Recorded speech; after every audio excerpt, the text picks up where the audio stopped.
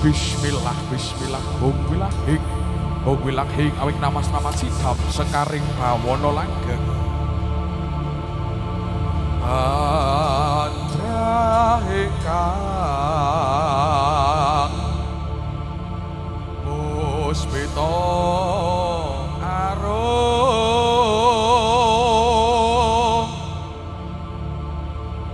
hasilire samirana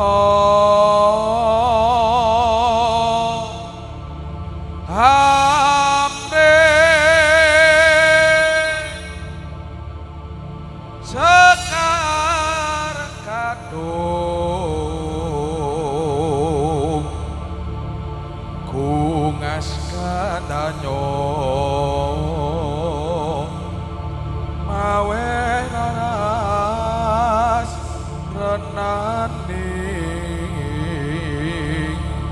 trio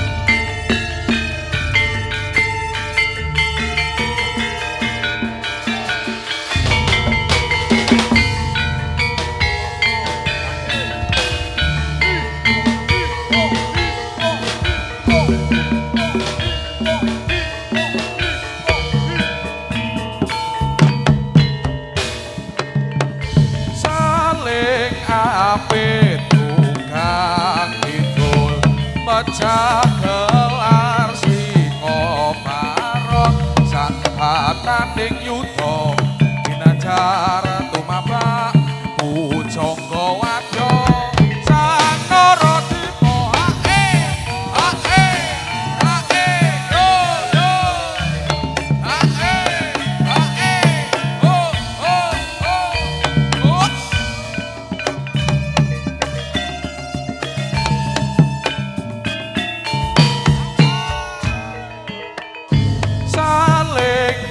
apit rungkang kidul mecah gelar Singoparong sang bataning yudha ginanjar tumapak pujangga wadya sang Naradipa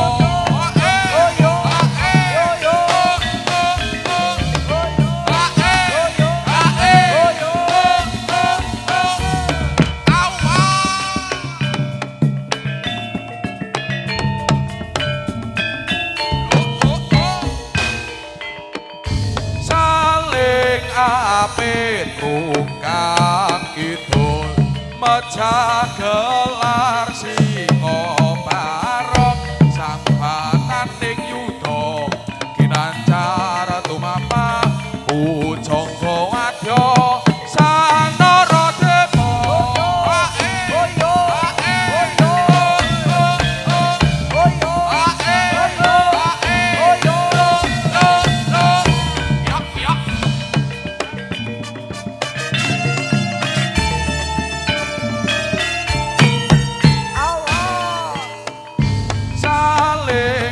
apit rungkang kidul mecah gelar Singoparong sang bataning yudha ginanjar tumapak pujangga wadya sang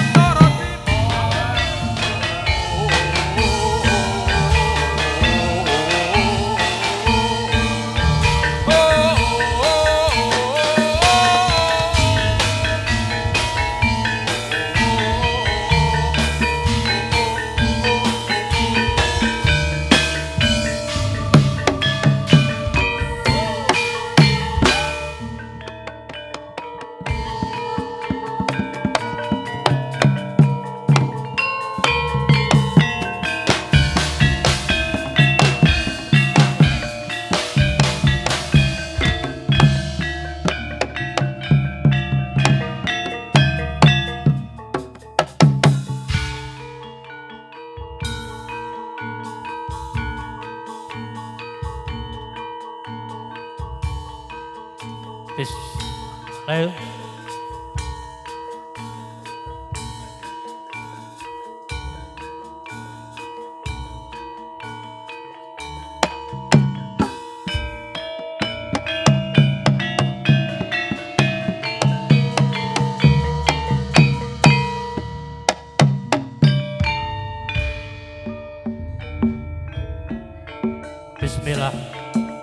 Bismillahirrahmanirrahim. Assalamualaikum warahmatullahi wabarakatuh. Suwati hontu namo budaya. Salam sejahtera mugi sih wiloso. Rahmating Gusti tansah tumedhak tumanduk kajiwa kasalira jenganika sami dalasan kawula. Nuwun para pamirsa. Ngaturaken pambagya wilujeng sugeng pepanggihan malih kalian kanca-kanca seni budaya Jawi Kudaluping Langen Budi Rahayu ingkang mijil saking dusun Ngadirasa Desa Wonokerso Kecamatan Pringsurat Kabupaten Tumanggung ingkang wonten ing ngri kalembang sampun kepareng marak sowan inggih nyendikani dawuh saking panjenenganipun para bapak ibu warga umat Buddha ing dusun Ngadirasa. Bilih ing dinten menika kawula sarencang kepareng nderek mangayu bagya.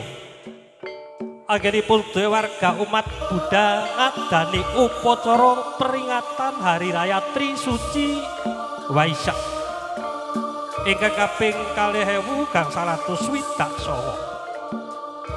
Kanthi menika mugi suwan kula sak rombongan ing semangke anggenipun paring panglipur tansah ndadosaken pasuketing palipasedherekan lan ugi panglipuring penggalih lan jampi sayang. Namung ing semangke saderengipun kawula hamiwiti kula nyuwun berkahipun panjenengan sami.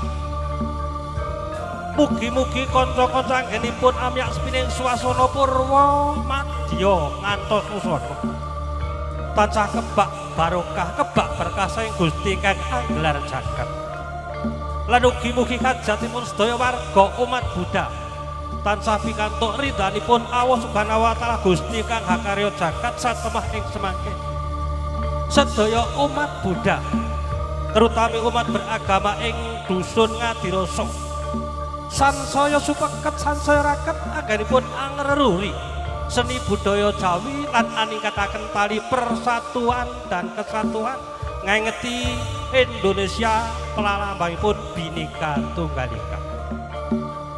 Lan ugi para rawuh kakung sumawana putri kuwon berkahipun mugi kanca-kanca Langen Budi Rahayu anggenipun badhe paring panglipur purwa madya ngantos wusana ingkang badhe hamendhet carita geger ing Jenggala Manik. Ing semangke tansah dadosaken panglipuring dhateng para kanca-kanca, para bapak ibu pandemen seni budaya Jawi. Namung mbok bilih anggenipun kawula sak rencang marak sowan suka renaning penggalih. Ing semangke kathah kekiranganipun kawula tansah anadong lumunturing samudra pangarsama ingkang tanpa pepindhan. Saking para tresna budaya makaten saglotaraken mbok bilih pamatur kawula purwa madya wusana kirang runtut pangrakining ukara irama miwah basa lan wijining wicara kula nyadong pangarsama munggah sing ngaturaken wilujeng dalu sugeng mirsani ngantos paripurnaning pagelaran ing dalu menika. Bapak mengatur kula ngaturaken wassalamualaikum warahmatullahi wabarakatuh. Suwati hontu namo budaya. Salam sejahtera untuk kita semua.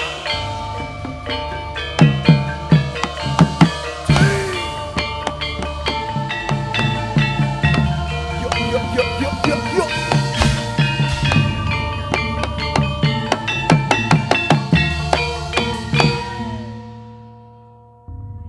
Gandane kang sekar kadung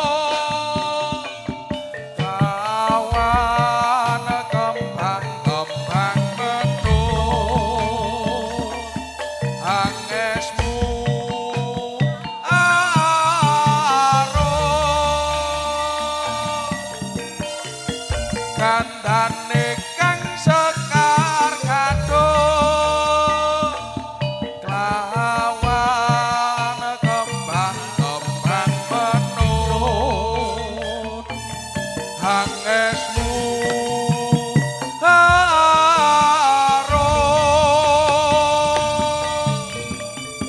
kandhane kang sekar kadung kelawan kembang-kembang menut hangesmu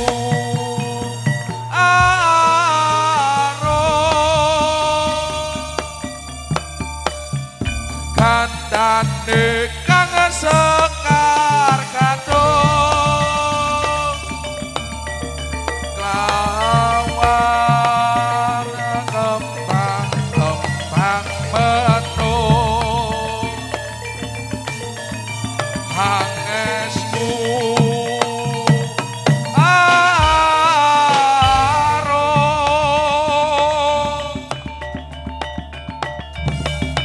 kandhane kang sekar kadung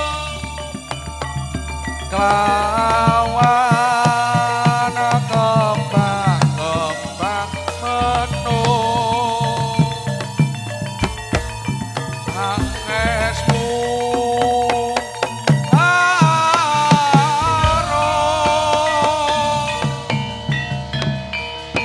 miat langening anggar pandang bocah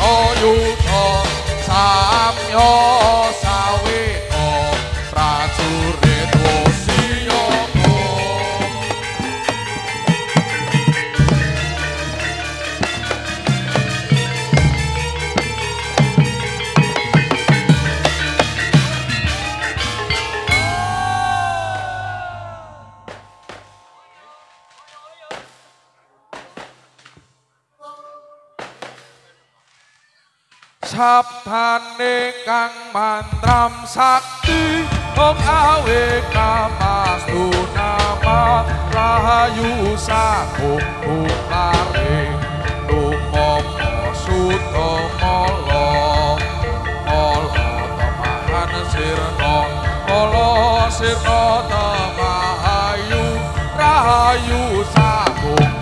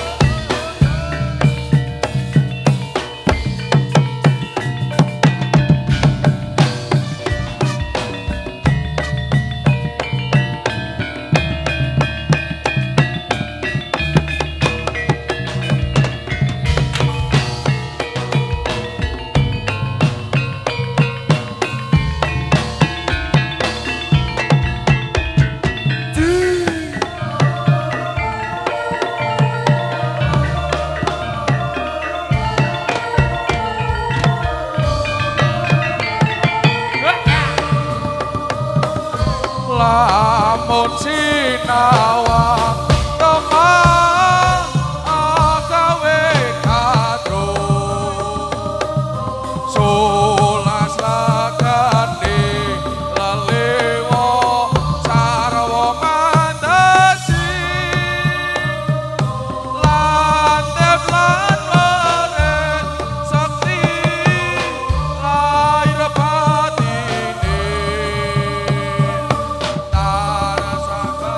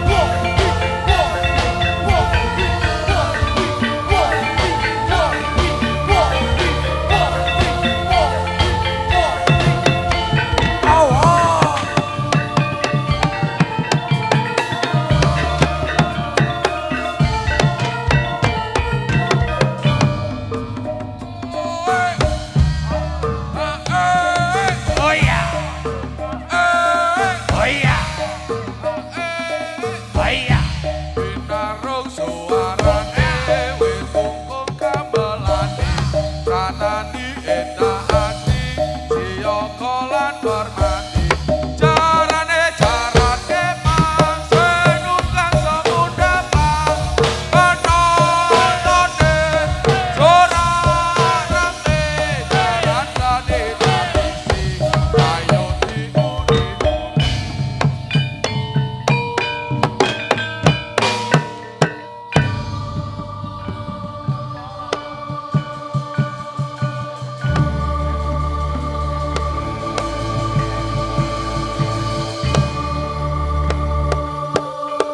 Sikra bala kang tumingal acampur sampyama tale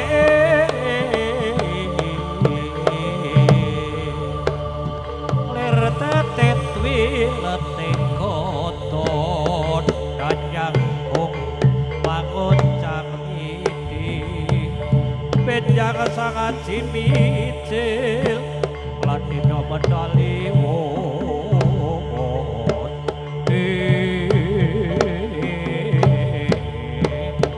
sini kang cinari ucap kacarito ingkang ngerep bang sasono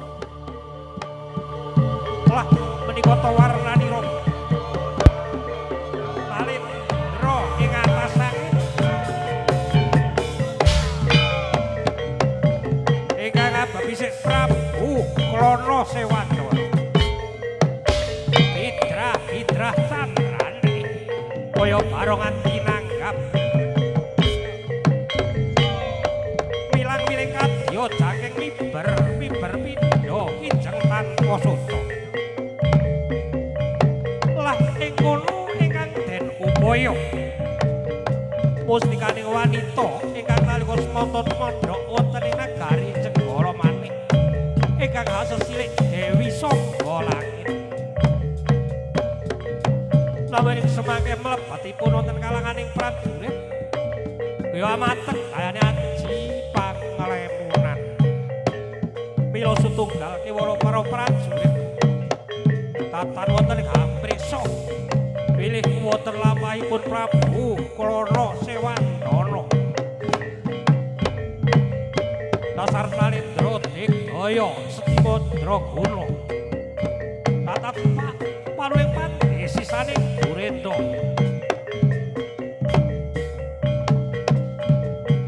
jayeng palugon yen madyaning Suramargana bisa Mantala putra Mantala putri kumedhot rasaring penggalih bilih ingkang den upaya saestu Dewi Sangga Langit ing mangun beksa nalika semana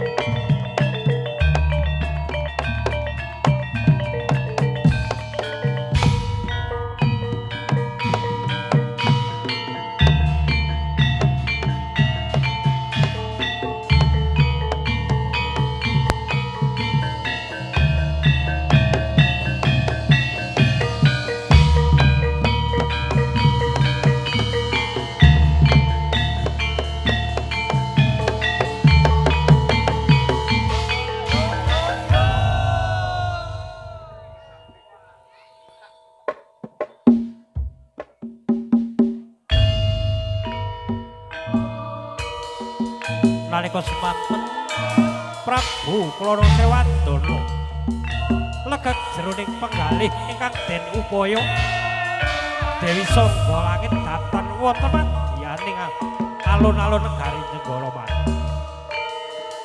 Sidra mlebet wana dadi matengga handaran regi.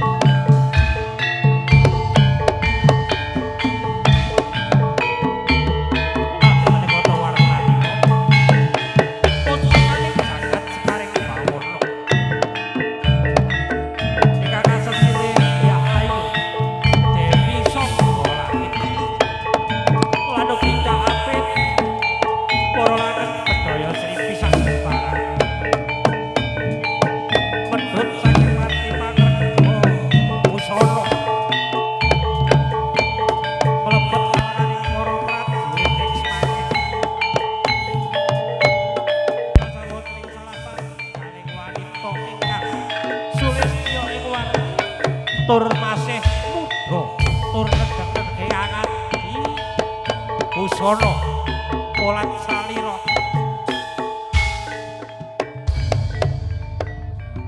pila tanpa kaleng semangkih perbawanira mawa teja anelai sumurut sumundering awet paribasan dasar ing kono salah satu galing putri kinasih tur titising Betari Sri ingkang tumondhok wonten ing lantan Negara Manik kinaya garwa Prameswari senajan ing sungguh kaapit para abdi langen daya si pisak kelembar namun ing semangkih sang Dewi Sangga Langit nawur para kawula dasih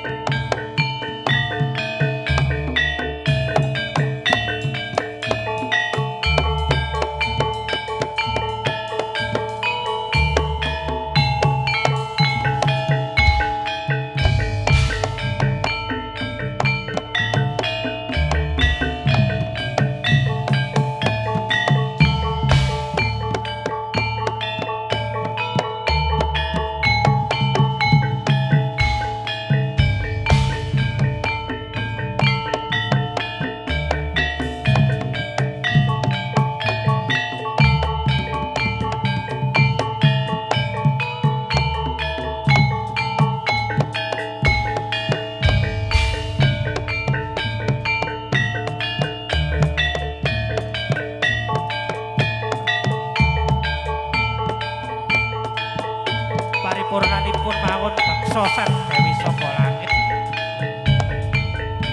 pinanggih sang Wirayuda ing semangkih ketiganipun minggah Sanggar Palangan mintara grahaning Gusti Kakang Gelar Jagat mugi kawontenaning praja sing tata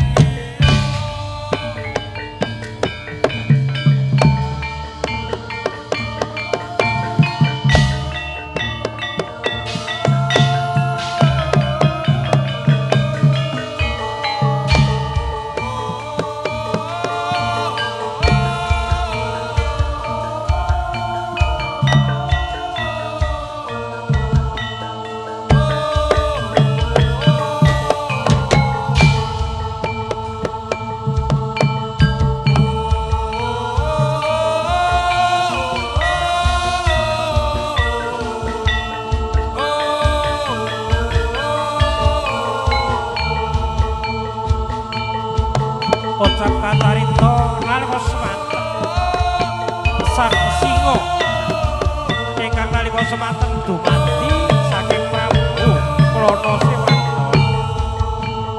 jroning penggalih ingkang den upaya Dewi Sangga Langit namung piyambakipun kasinengan Jaya kawijayan ingkang linamung gerak ungu saking nedra Bubira dasing penggalih bilih kang wonten ngajenganipun para abdi lan Dewi Sangga Langit yo foto-foto ngantos semanten ucap katur tanggaping sasmita Dewi Sangga Langit paring sasmita dhateng para abdi ketinggalipun agisis pusaka piyambak praja namung ing semangke sang matengga datang tegal tepak paluning sisane Burena kasoraning yudha para wanita Dewi Sangga Langit biya amrepeki sang Wirayudha paring sasmita bilih sernaning ambang angkor kedah wonten pecut Kyai Samanman piyambak praja lan wonten manunggaling rasa cipta karsa lan karyane sang matengga kena dayane pedhut Kyai Samanman semangke griya lumpruk wonten madyaning alon-alon jroning penggalih sang matengga cipta wirgani ingkang sampun put kalih lan waduh Panji aku tobat Panji yo jalmo kaping 1000 aku ora bakal ganggu siku nggonmu bebrayan aku di ngapura aku tak bali ana ing pradaku awu-awu langit sak baliku muga praja segala malih tasamangke rahayu widodone ing sambi kala derga mendak kala sirna saking Sakai Sukerto sirna saking Sakai Sengkala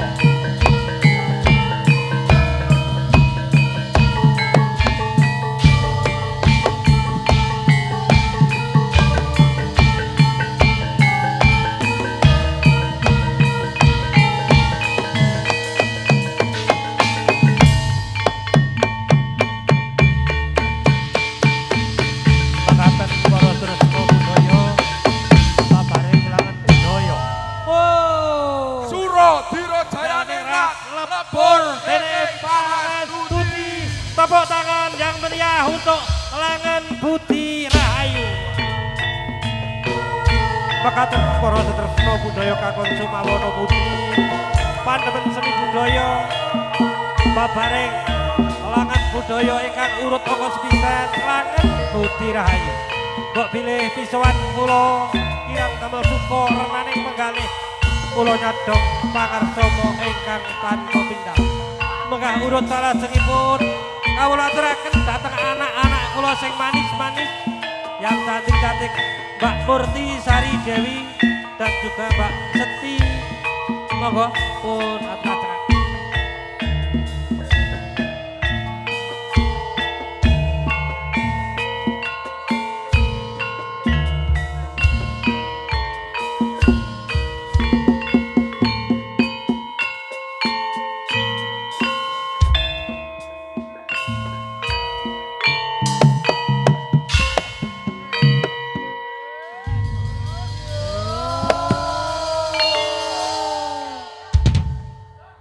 Acara berikut